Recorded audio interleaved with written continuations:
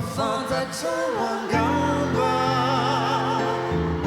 efa fantatrao angamba, fa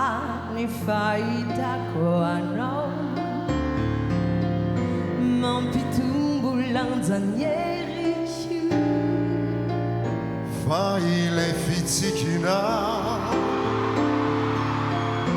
Nampikombona ny feriko, fa ny diam-peninao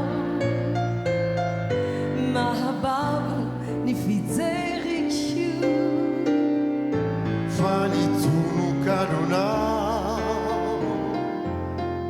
Zary lasa tsianjeriko, efa fantatrao angamba, efa fantatrao angamba, fa ny teny maminao no tahiry tsy mba veriko,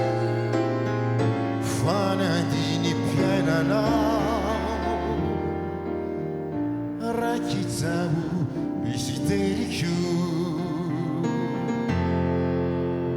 satria tiako tsianjeriko rehetra zava-tsara bidy hoay satria koa tsianjeriko